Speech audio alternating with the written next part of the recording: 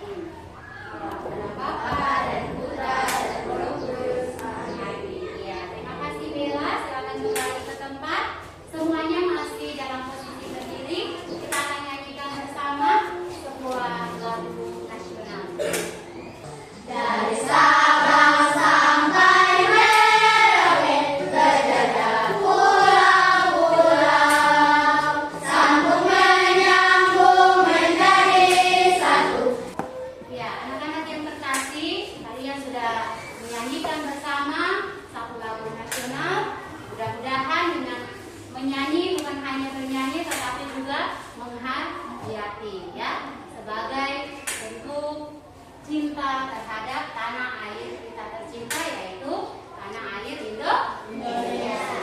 Ibu guru mau mempercayai kehadiran siapa yang sudah hadir hari ini ya? Ada yang tidak hadir? Semuanya masuk? Masuk. Oke, terima kasih. Anak-anakku, masih ingatkah kalian materi pembelajaran kita pada pertemuan yang lalu? Ada yang masih ingat? Saya, Bu. Oke, Stella, materi kita pada pertemuan yang lalu apa? Maria dan Elizabeth menanggapi rencana Allah. Iya, Maria dan Elizabeth menanggapi rencana Allah. Allah, ya, Tuhan Allah itu melakukan suatu perbuatan ajaib, karya ajaib yang luar biasa yang diberikan oleh Allah kepada Bunda Maria dan Elizabeth. Allah melakukan karya ajaib yang luar biasa di dalam diri Bunda Maria dan Elizabeth, di mana Elizabeth sudah pada usia yang cukup tua, dia kemudian mengandung, dan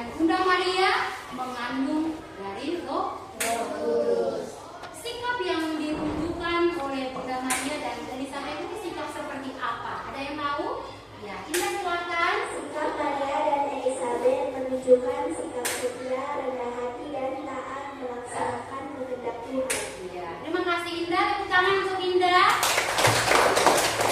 Benar sekali bahwa Bunda Maria dan Elizabeth sama sekali tidak menolak, tetapi mereka menerima kehendak Tuhan dan tetap setia serta taat melaksanakan perintah Tuhan.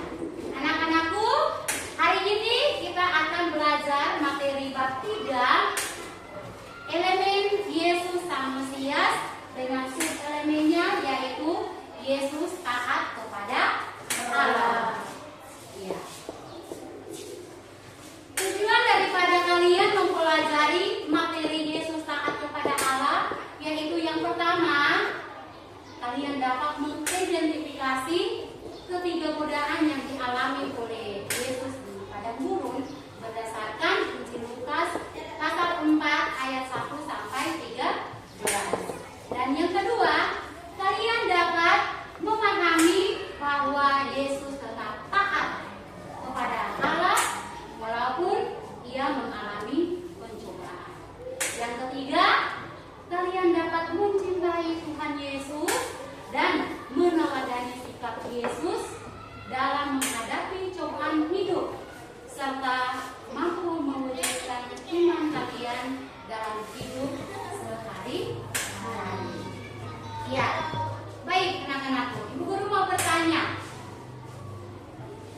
siapa di antara kalian yang pernah atau seringkali taat melaksanakan perintah orang tuanya di rumah? Oke, silakan Dandy. Dandy punya pengalaman apa dengan orang tua di rumah? Saya sedang menonton film kesukaan saya, namun ayah meminta saya untuk memutarkan kopi. Akhirnya saya memilih untuk membuatkan kopi. Oke, Dandy memilih untuk membuatkan kopi untuk ayah. Baik. Kenapa sampai Dandy bisa memilih buatan kopi ketimbang Dandy harus nonton film kesukaannya Dandy? Karena saya ingin jadi anak yang berbakti. Iya, luar biasa. Tepuk tangan untuk Dandy. Anak-anakku, ya, ketika kita melakukan suatu perintah orang tua, ya, kita taat melaksanakan perintah orang tua, biasanya ada kepuasan tersendiri, ya. Dan orang tua itu surganya anak-anak, ya. Seorang anak harus taat melaksanakan perintah orang tua, ya. Tidak boleh suka melawan-melawan, ya, harus taat kepada orang tua. Nah, sekarang Ibu minta kalian fokus ke depan, lalu kita akan amati bersama gambar yang akan Ibu tampilkan. Ada yang tahu apa yang sedang dilakukan oleh pria dan wanita itu? Ya, silakan Basilius. Seorang pria yang ingin menjamret dompet seorang wanita.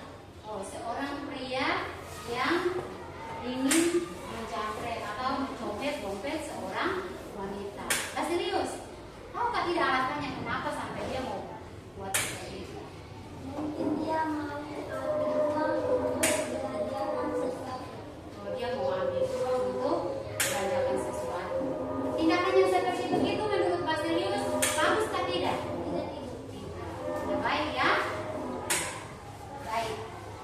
Anak-anakku, kedua tindakan yang sudah kalian amati tadi, ya, merupakan perilaku seorang anak yang mencontek dan juga seorang lelaki yang dia ingin, ya, bermotifkan ingin mencopet, mengambil dompet seorang wanita, ya.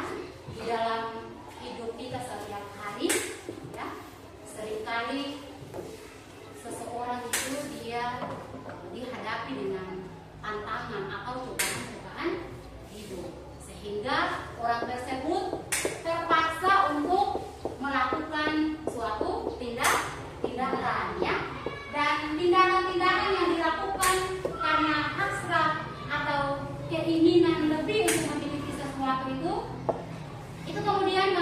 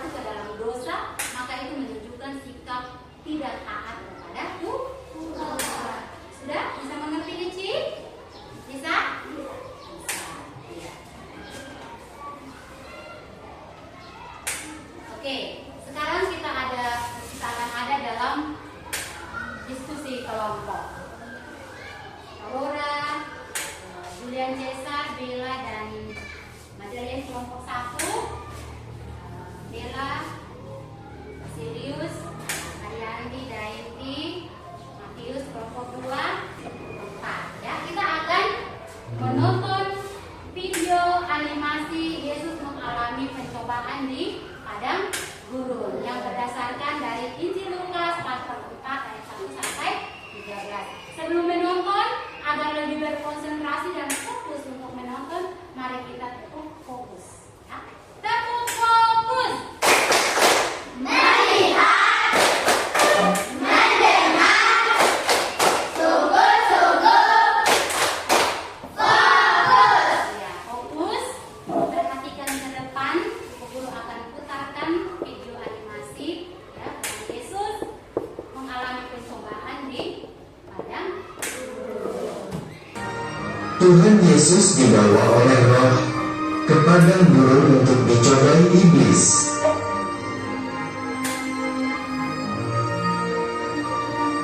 Tuhan Yesus berpuasa tidak makan dan tidak minum selama 40 hari 40 malam.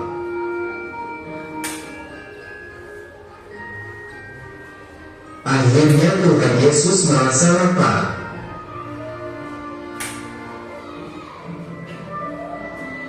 Datanglah iblis dan meminta agar Tuhan Yesus mau merubah batu menjadi roti.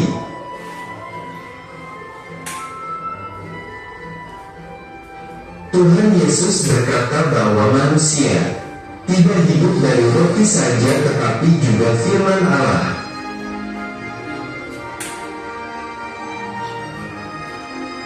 Kemudian iblis membawa Tuhan Yesus ke atas bait suci.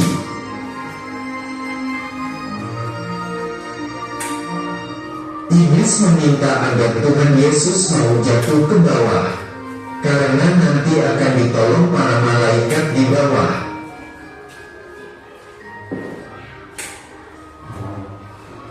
Tuhan Yesus berkata bahwa di kitab suci tertulis, "Jangan mencobai Tuhan."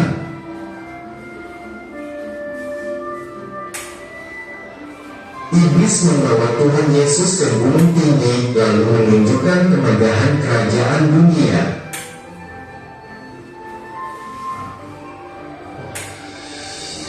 Iblis akan memberikan kerajaan dunia tetapi dengan satu syarat, yaitu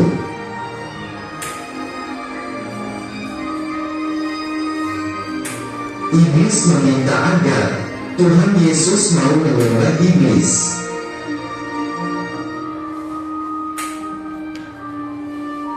Tuhan Yesus berkata bahwa menurut kitab suci, iblis harus menyembah Tuhan. Itu tadi adalah video animasi ya, bagaimana Tuhan Yesus mengalami pencobaan di padang gurun. Ya. Guru minta kalian berdiskusi di dalam kelompok.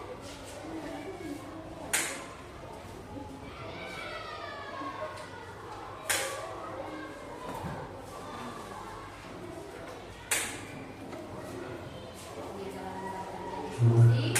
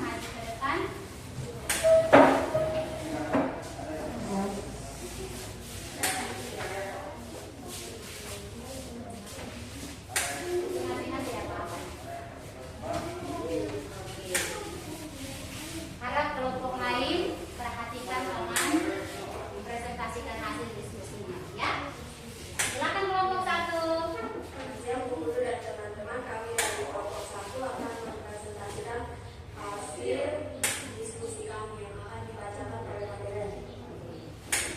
Baik, teman-teman, kelompok kami telah menemukan godaan-godaan saat Yesus dicobai iblis dari Injil Lukas pasal 4 ayat 1 sampai 13. Yang pertama, jika engkau anak Allah, perintahkanlah supaya batu-batu ini menjadi roti. Yang kedua, jika engkau anak Allah, jatuhkanlah dirimu ke bawah, sebab ada tertulis mengenai engkau. Ia akan menempatkan malaikat-malaikatnya. Yang ketiga, semua itu akan diberikan kepadamu jika engkau sujud menyembah Aku.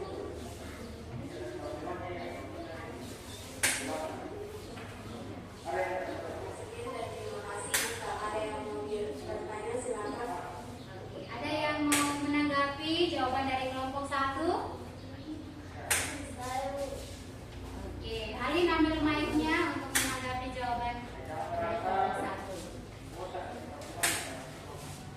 Bagi kami godaan yang pertama itu adalah semua itu akan kuberikan kepadamu jika engkau sujud menyembah Aku. Oke. Alin, kelompok Alin menanggapi bahwa godaan yang pertama itu mereka tidak setuju ya, Alin ya, tidak setuju dengan jawaban untuk godaan yang pertama. Bagaimana tanggapan kelompok 1? Maaf, kami tetap mempertahankan jawaban kami. Jawaban kami benar. Yang pertama adalah jika engkau anak Allah, perintahkanlah supaya batu-batu ini menjadi roti. Oke. Jadi kelompok 1 tetap mempertahankan jawabannya ya. Ada lagi pertanyaan dari kelompok yang lain? Ada.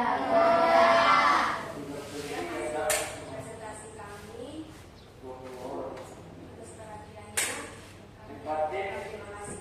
Oke. Terima kasih dari tepuk tangan.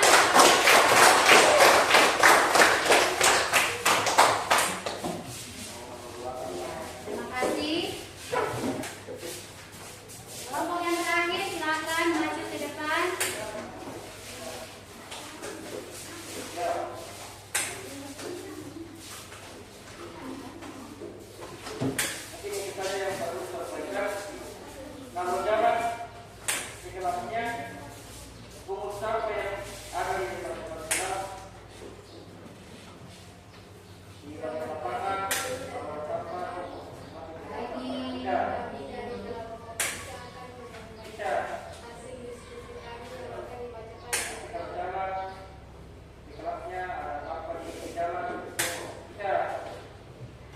Yang kami dapatkan dari kelompok kami, godaan iblis yang dicobai Yesus dari Injil Lukas ayat 4 pasal 1 sampai 13.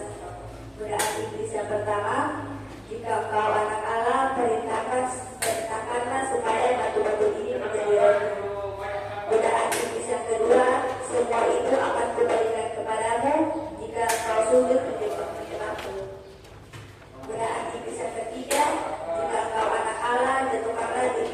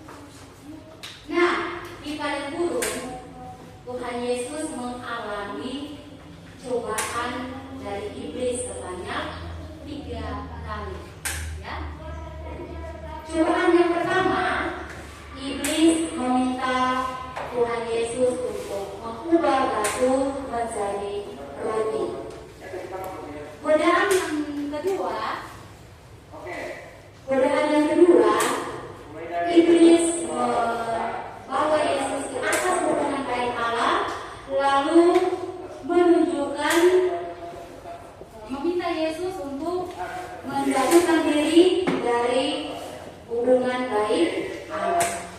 Godaan yang ketiga, iblis menunjukkan kerajaan dunia. ya, segala kemewahan dunia itu iblis berikan kepada Yesus. Namun ketika godaan tersebut yang ditunjukkan oleh iblis, Tuhan Yesus sama sekali tidak meresponnya. Tuhan Yesus menjawab semuanya itu dengan firman Allah. Sekarang Ibu minta kalian berdiri agar kita menggerakkan tubuh kita untuk lebih bersemangat lagi untuk melanjutkan kegiatan belajar kita. Tangan diputar-putar, pegang kotak. Tangan diputar-putar, pegang kotakmu. Selesai. Silakan duduk kembali. Sudah bersemangat? Kita akan lanjut untuk kegiatan yang berikutnya, yaitu kalian ada dalam tugas mandiri, ya. Berarti masing-masing orang dia akan mengerjakan tugasnya sendiri. Ya, aku akan bagikan tempat kerja untuk kalian.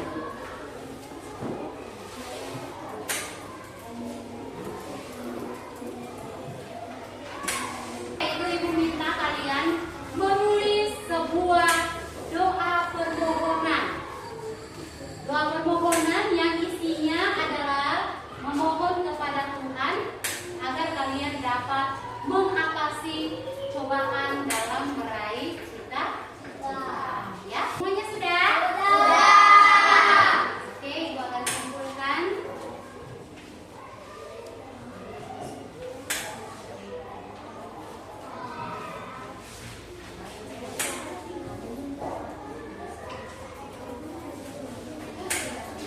Oke, dikumpulkan. Duduk kepalanya,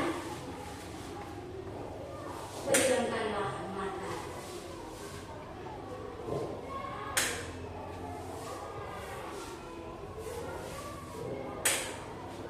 Resapilah setiap pertanyaan dan kalimat yang Ibu ucapkan.